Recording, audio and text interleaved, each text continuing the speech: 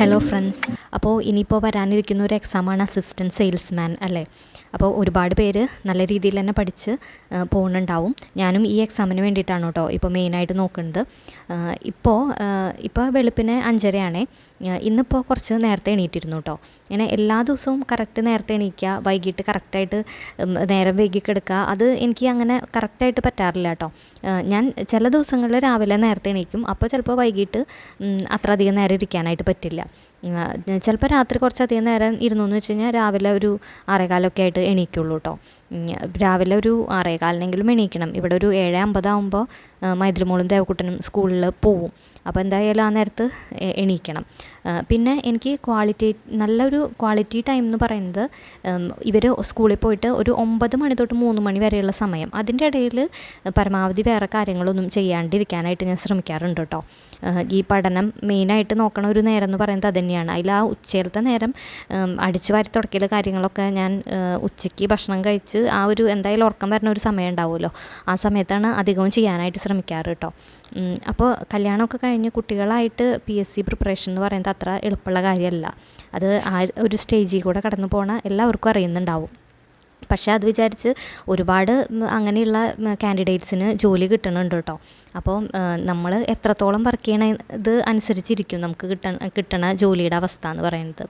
അപ്പോൾ ഞാനിപ്പോൾ എത്ര പണി കഴിഞ്ഞില്ലെങ്കിലും ഒരു 9 മണിയോട് കൂടിയിട്ട് ചെയ്യാൻ പറ്റണത് വെച്ച് നിർത്തിയിട്ട് പഠിക്കാനിരിക്കുകയാണ് ചെയ്യാറ് കേട്ടോ. ഒരു 9 മണി 9:15, ചിലപ്പോൾ 9:15 ആവും.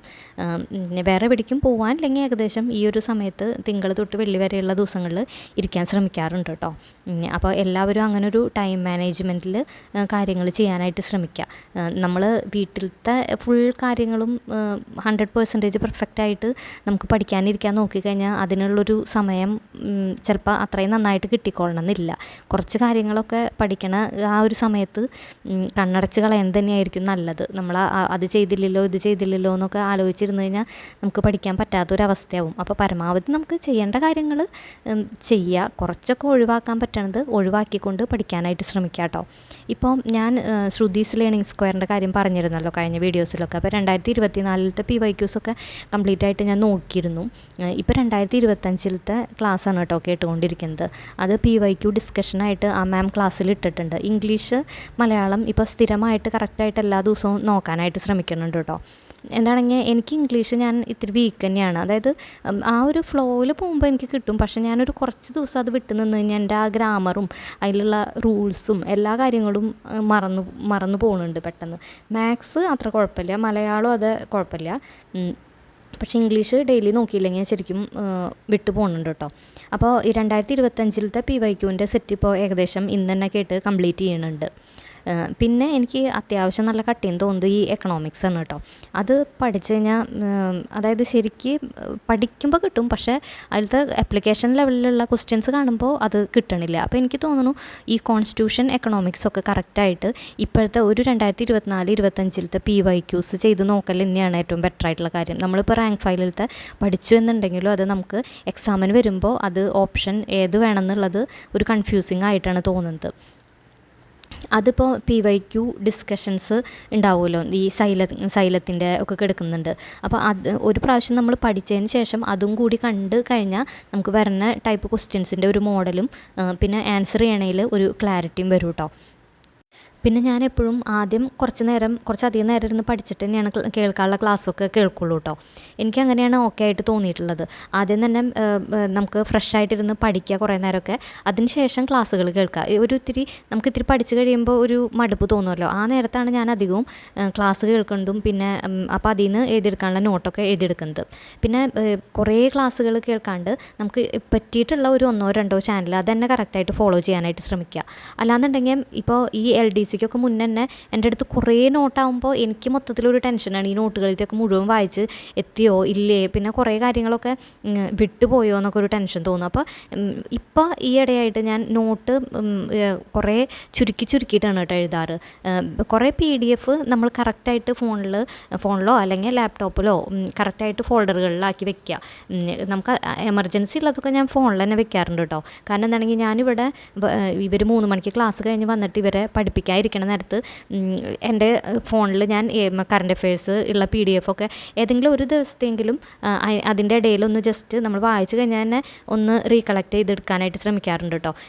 ഞാൻ മൈദ്രമോളും ദേവക്കുട്ടനും ഒരുമിച്ചാണ് പഠിപ്പിക്കാനായിട്ട് ഇരുത്താറ്. അപ്പോൾ എൻ്റെ കയ്യിൽ ഈ ഫോണും അടുത്ത് വെച്ച് കഴിഞ്ഞാൽ ഇപ്പോൾ നമുക്കൊരു പേജാണ് ആ PDF നോക്കാൻ പറ്റിയെന്നുണ്ടെങ്കിൽ അതൊന്ന് ജസ്റ്റ് ഒന്ന് വായിച്ച് നോക്കാം. പഠിക്കൽ നടക്കില്ല, പക്ഷെ പഠിച്ചു കഴിഞ്ഞ കാര്യം നമുക്ക് ഓർത്തെടുക്കാനായിട്ട് ഇങ്ങനെയുള്ള സമയങ്ങളിൽ പറ്റും. പിന്നെ ഈ വീട്ടിലിരുന്ന് പഠിക്കുമ്പോൾ നമുക്കിപ്പോൾ ഒരു ടോപ്പിക്ക് പഠിച്ചിട്ട് അത് കിട്ടാണ്ടാവുമ്പോൾ ഒരു ഇറിറ്റേഷൻ വരുമല്ലോ. അപ്പോൾ കുറേ നേരം ഇങ്ങനെ അതന്നെ ആലോചിച്ചിരിക്കാണ്ട് അപ്പോൾ നമുക്ക് ഇത്തിരി ഈസി ആയിട്ടുള്ള ഒരു ടോപ്പിക്ക് എടുക്കുക, എന്നിട്ട് അത് പഠിച്ചു തുടങ്ങാം. അങ്ങനെ ചെയ്യുക. ഈ തന്നെ ഇരുന്ന് പഠിക്കുമ്പോഴുള്ളൊരു പ്രശ്നമാണത്.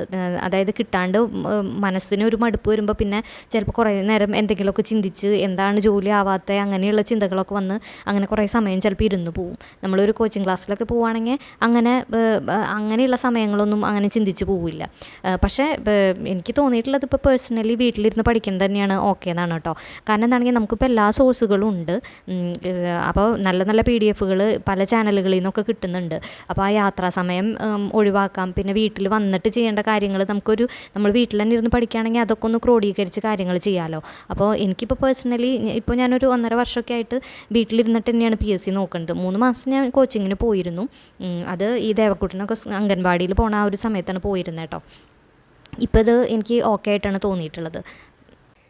പിന്നെ മെയിനായിട്ട് എന്താണെങ്കിൽ നമ്മൾ കുറേ പ്രിപ്പയർ ചെയ്ത് ഒരു എക്സാം എഴുതി അത് നമ്മൾ വിചാരിച്ച പോലെ എളുപ്പമല്ലാണ്ടാവുമ്പോൾ ഓട്ടോമാറ്റിക്കലി നമ്മൾ ആരായാലും ഒന്ന് തളർന്നു പോകും. പിന്നെ ഈ PSC പഠിക്കുന്ന ഉദ്യോഗാർത്ഥികളെ സംബന്ധിച്ച് ശരിക്കും ഒരു 1 വീക്ക് ഗ്യാപ്പ് തന്നെ എടുക്കുമ്പോൾ നമുക്ക് മൈൻഡിൽ തോന്നും ശരിക്കും പഠിച്ച കാര്യങ്ങളൊക്കെ മറന്നുപോയി, ഇയറൊക്കെ ആകെ മറന്നുപോയി, ഇനി ക്വസ്റ്റ്യൻസ് കാണുമ്പോൾ ആൻസർ ചെയ്യാൻ പറ്റുമോ എന്നൊക്കെ ഒരു 1 വീക്ക് ഗ്യാപ്പ് വരുമ്പോൾ തന്നെ ശരിക്കും അത് ഫീൽ ചെയ്തിട്ടുണ്ടാവും. ഈ PSC പഠിക്കണം എല്ലാവർക്കും അറിയണ കാര്യം തന്നെയാണ്. അപ്പോൾ നമ്മൾ ഒരു എക്സാം കിട്ടാണ്ടാവുമ്പോൾ കുറേ ദിവസവും അതന്നെ ആലോചിച്ച് കുറേ സമയം അങ്ങനെ വേസ്റ്റാക്കി കളയും. ഈ LDC ഒക്കെ കഴിഞ്ഞ സമയത്ത് LDCക്കൊക്കെ അത്യാവശ്യം നല്ല രീതിയിൽ തന്നെ പ്രിപ്പയർ ചെയ്തിട്ടാണ് ഞാൻ എഴുതിയത്. പക്ഷേ അത് വിചാരിച്ച പോലെ എളുപ്പമില്ലാണ്ടായപ്പോൾ കുറേ ദിവസങ്ങൾ എൻ്റെയൊക്കെ അങ്ങനെ പോയിട്ടുണ്ട് കേട്ടോ.